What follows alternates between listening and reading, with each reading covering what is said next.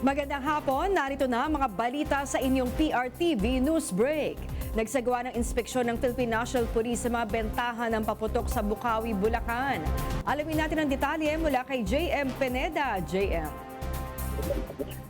Mahigpit ang paalala ni Acting PNP Chief Lieutenant General Jose Nartates Jr.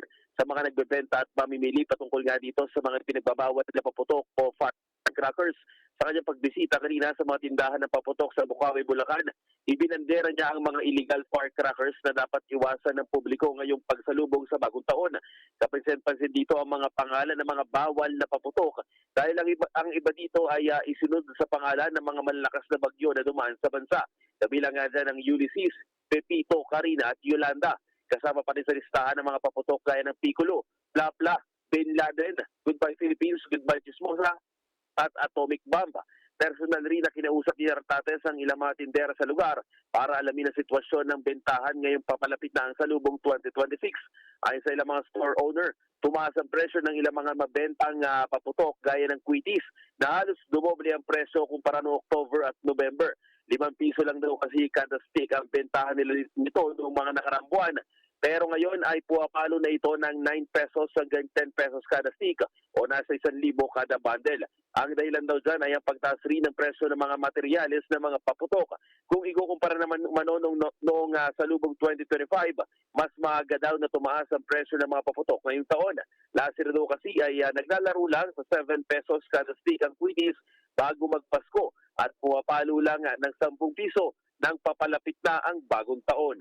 Yan muna ang latest dito sa Bukawi, Bulacan. Ako si JM Pineda ng PRTV News, nagsaserbisyo para sa Pilipino. JM, dahil nga tumaas yung presyo ng mga lusis, Quitis, paputok, kumusta yung bentahan kahit maaga-aga pa kumpara noong nakaraang taon?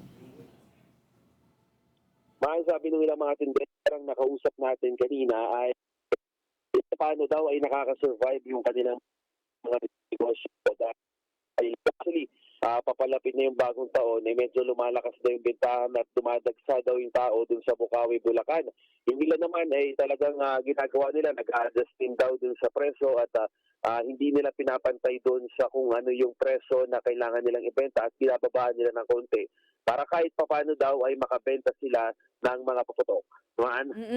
Ay nag-inspection din ba dun sa safety ng mga tindahan? Kasi dati alam naman natin, nagkakaroon dyan ng mga aksidente. Yung mga fire extinguisher, ay meron ng bawat tindahan? Yes, yan nga yung tiniyak ni Acting PNP Chief Nartates kung saan tinignan niya yung ilang mga tindahan kung may mga safety measures ba na pinapatupad. Lalo't nga ngayon nga ay marami ng mga nagbebenta ng paputok at bumibili ng mga paputok sa kanila. At nakita nga nila kanina na may mga safety measures naman itong mga tindahan na nandun sa Bukawi, Bulacan. Alright, maraming salamat JM Pineda. Inanunsyo ng Toll Regulatory Board na may toll holidays sa piling oras sa bisperas ng Pasko at Bagong Taon. Sa panayam sa nagsaserbisyo with Niña Corpus, sinabi ni Toll Regulatory Board spokesperson Julius Corpus na ito ay pa-Merry Christmas ng TRB sa mga motorista. Nang tanungin kung may nakaambang toll hike, sinabi ni Corpus na may mga petisyon pero pinag-aaralan pa nila ito. May toll holiday po silang ipapatupad sa eve of Christmas, which is 10 p.m. to 6 a.m. the next day, and the eve of New Year, which is 10 p.m. to 6 a.m. of the next day too. Asahan naman ang oil price rollback bukas bilang maagang pamasko ng mga oil company. Ayon sa mga oil company, nagpapatupad sila ng rollback sa gasolina ng 80 sentimos kada litro. 1.30 naman sa kada litro ng diesel at 1.60 naman sa kerosene. Inanunsyo naman ng Metropolitan Manila Development Authority na suspendido ang number coding sa Pasko at Bagong Taon.